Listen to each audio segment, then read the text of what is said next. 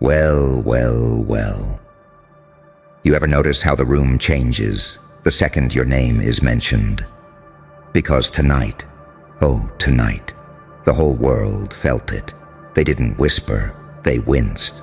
They didn't analyze, they folded. They didn't classify you under human activity. They stamped your file with a warning label they've never used before.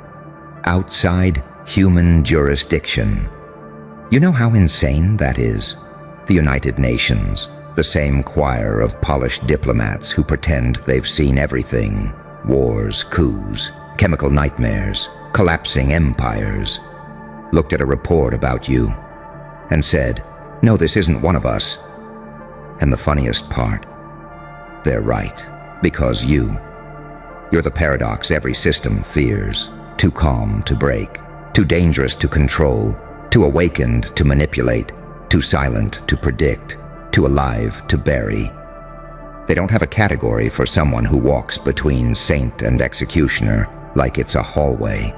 Someone who can hold mercy in one hand and annihilation in the other without trembling. Someone who outgrew human. The moment pain rewired every nerve in your body into a new operating system. You think they stamped that label because you're scary? No, they stamped it because you're unexplainable. And institutions hate what they cannot explain. Your report, oh, your report. The one you didn't even write intentionally. The one that leaked through your actions, your silence, the trail of broken patterns behind you. That thing shook entire councils. Chairs got pushed back. Translators froze mid-sentence. Delegates from nations that hate each other exchanged the same terrified look. Because you didn't just break rules, you broke comprehension. They're asking questions they shouldn't even have vocabularies for.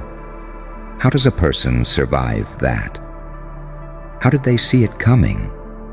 Why didn't they retaliate? How did they stay silent for that long? How did one life produce that mind?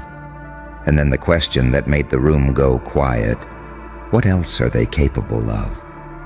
See, that's the part you never notice about yourself. While you're busy surviving, adapting, recalibrating, the world is busy panicking, forecasting, preparing for impact.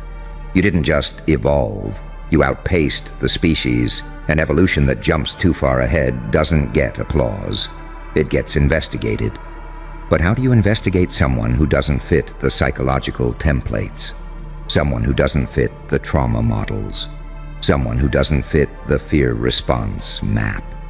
Someone who doesn't fit the human jurisdiction they rely on to stay in control? You don't. You declare them an anomaly, a glitch, a celestial error, a sovereign force, a jurisdiction of one. And that's what you are now, a lone authority walking around in human skin, confusing every system built to categorize you. You are the saint that learned from devils, and the devil that learned mercy from saints. You are the end of an old version of yourself, and the beginning of something the world was not prepared for. You know what they fear the most, not the damage you could do, but the fact you haven't done it.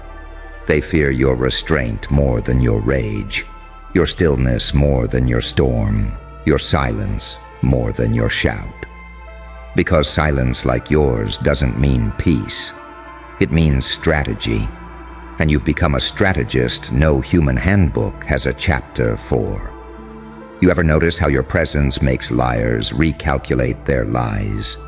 How manipulators lose rhythm mid-sentence? How snakes suddenly develop a conscience when you walk by? That's not charisma. That's jurisdiction-level energy. You're not playing roles anymore. You're playing repercussions. You're not entering rooms. You're shifting timelines.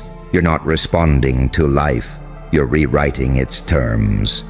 And the UN felt all of that in 8 pages of your existence. 8 pages that read like a threat and a prophecy at the same time. You know what the final line of the internal memo said? Recommendation: do not provoke, do not interfere, do not classify, observe only.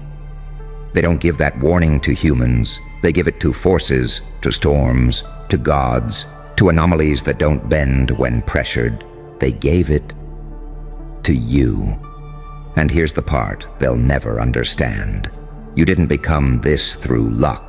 You became this through suffering shaped into intelligence, heartbreak reforged into perception, betrayal converted into clairvoyance. You didn't rise. You rebuilt yourself from ashes that weren't even yours. You didn't adapt. You transcended, and transcended beings don't need permission. They don't need recognition. They don't need jurisdiction. They are jurisdiction. You're not one of them anymore. You're what happens when the universe gets bored of waiting for humans to evolve and decides to speedrun the process through one person, you. So when they say, outside human jurisdiction, don't shrink, stand taller. Because those words, those fearful, trembling words, are the closest thing to honesty the world has ever spoken about you. You crossed the invisible line no one admits exists. The line between human and something else, something ancient, something awakened, something sovereign. And the world finally said it out loud. Now the only question left is, what will you do with that kind of freedom? Because one thing is certain, and every analyst in that building knows it. Whatever comes next, it won't be decided by them. It'll be decided by you. A slow, electric stillness coils through the air as the speech continues. Not lighter, not calmer. Darker, heavier, more surgical than before. Because now we step into the part of the truth they were too afraid to put in writing. They didn't just mark you as outside human jurisdiction. They marked you as untouchable, a roaming event, a walking irregularity, a sovereign phenomenon wrapped in bone and breath. When they reviewed your file, the real file, the one that isn't on public record, the room temperature dropped by 2 degrees. One delegate actually asked if the AC malfunctioned. It didn't. That was fear, manifested physically. They read about the way you've carried pain without collapsing, and it scared them. They read about the betrayals you overcame, and it rattled them. They analyzed the patterns you broke, and it destabilized them. You didn't survive things. You absorbed them. You metabolized destruction like it was protein. Every blow that should have killed you became an upgrade. When they realized this, a psychiatrist on the panel muttered, "This resilience curve is non-human. Non-human." Do you hear that? Not inhuman as in cruel, not inhuman as in monstrous, but non-human as in beyond, as in exceeding the blueprint, as in graduated from the species. They made it sound clinical, but what they meant was supernatural. Because what human walks through fire after fire and comes out colder? What human gets stabbed in the psyche and responds with clarity? What human loses everything and gains vision? The more they evaluated you, the more their language became metaphorical. Because science collapsed under the weight of your truth. One analyst wrote, "Subjects' perception capabilities resemble mythological constructs more than psychological ones." Mythological. You know what that means? You exist in places logic refuses to enter. You think in dimensions people aren't trained to see. You act from instincts older than civilization.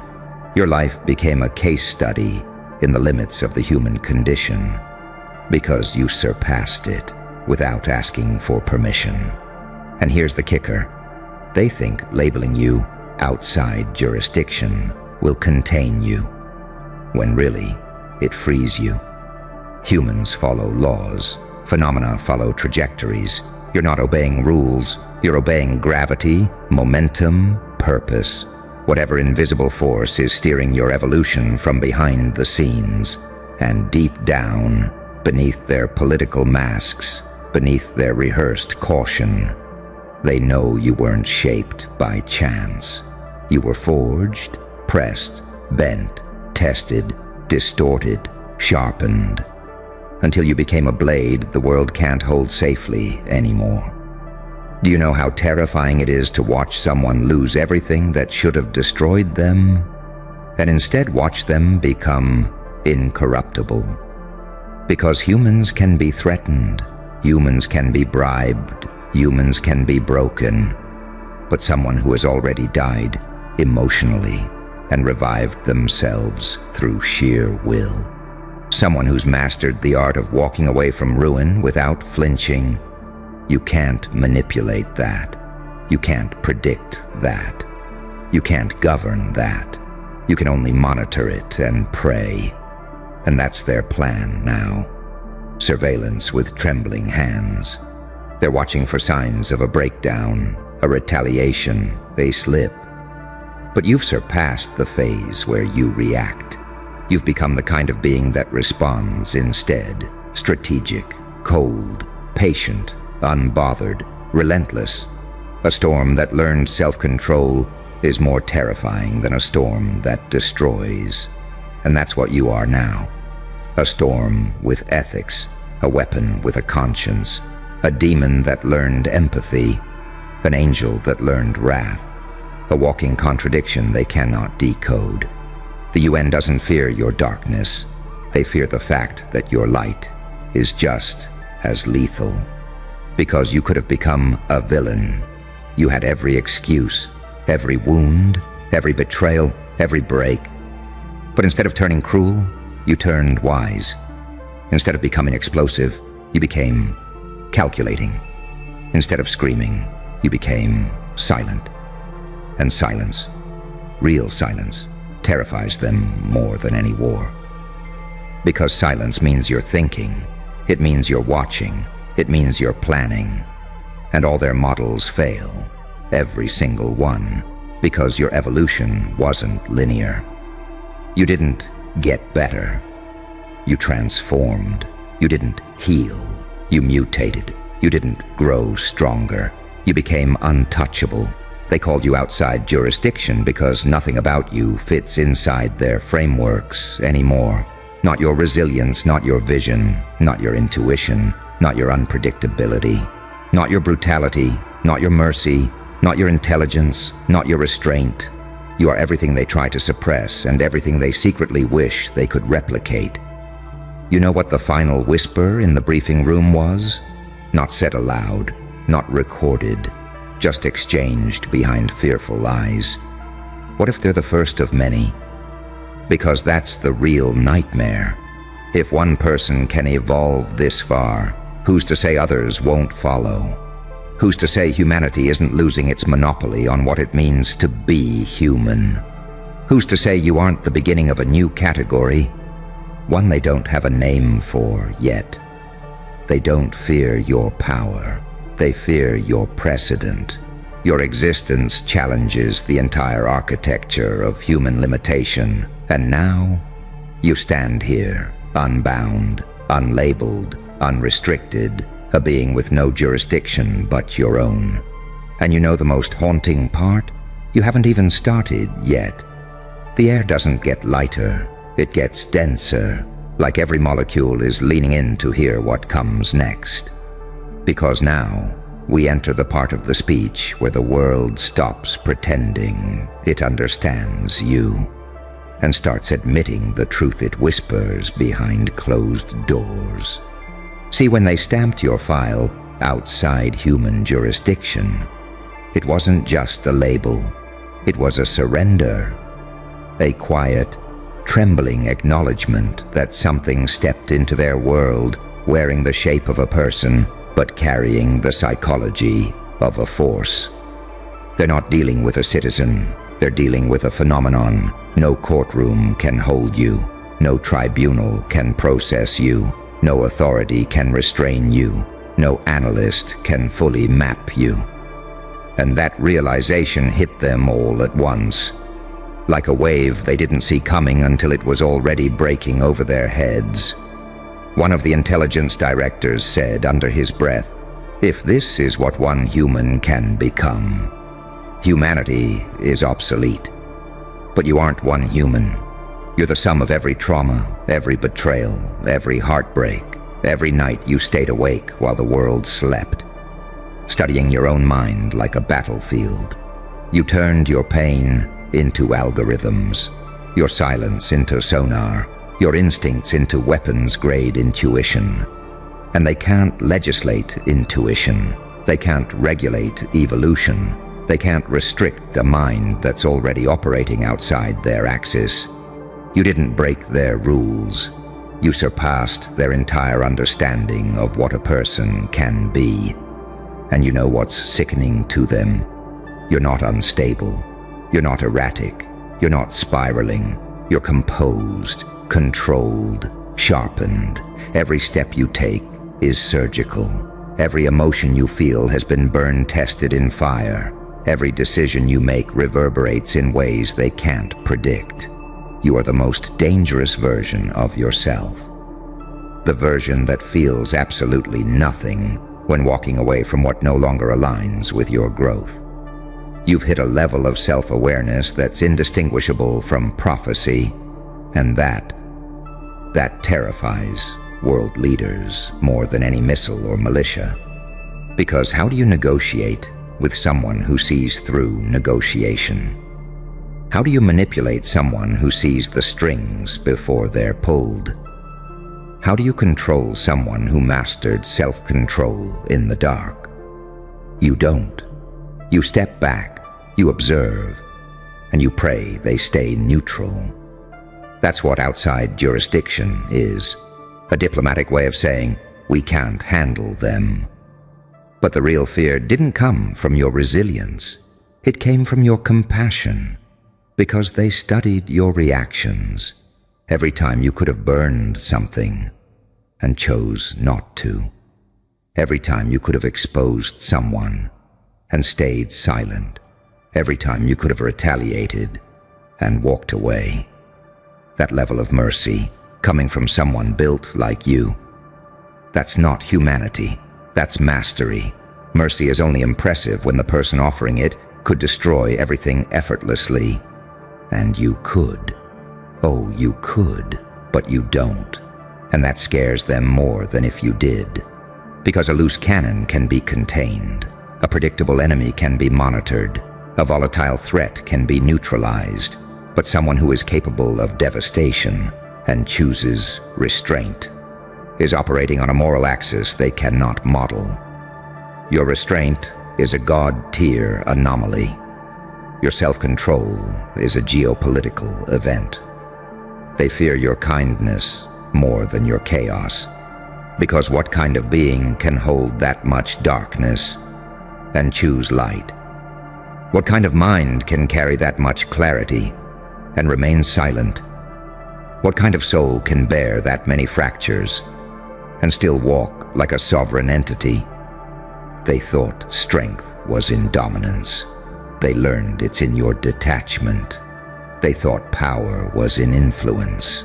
They learned it's in your absence. They thought fear came from threats. They learned it comes from your unpredictability. Every attempt to define you collapses under its own limitations. You are too intuitive for their science, too strategic for their psychology, too aware for their diplomacy, too evolved for their laws. You are the thesis they can't publish, the secret they can't leak, the phenomenon they can't explain. So they labeled you the only way they could, outside human jurisdiction. But that's not a title, that's a prophecy, because you've entered the era of your life where you are no longer reacting to the world. The world is reacting to you. And the funniest, darkest, most poetic part, you haven't even revealed 10% of what you know. You haven't shown 5% of what you can do. You haven't tapped 1% of what you're becoming. Your silence is not emptiness, it's potential. Your stillness is not weakness, it's calculation. Your distance is not isolation, it's protection. For them, not you. You're not dangerous because you're angry. You're dangerous because you're done. Done playing small, done dimming, done breaking yourself to fit inside systems designed for average people. You left average a long time ago. You left human shortly after. You left predictable the moment pain carved wisdom into your bones. You're operating on a level the species hasn't caught up to yet, but it will. And when that day comes, history will look back on you as the prototype. The first one who showed what a human becomes when they stop obeying limits. When they stop asking for permission. When they stop fearing evolution. When they stop apologizing for being a force. When they stop kneeling and start rising. The UN said you're outside human jurisdiction.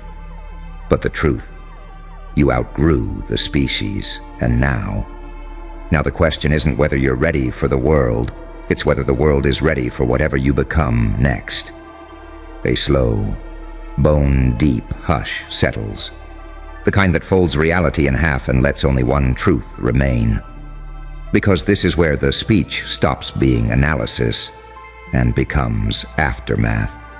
You want to know the real reason their report ended with outside human jurisdiction? It wasn't fear. Not entirely. It was admission.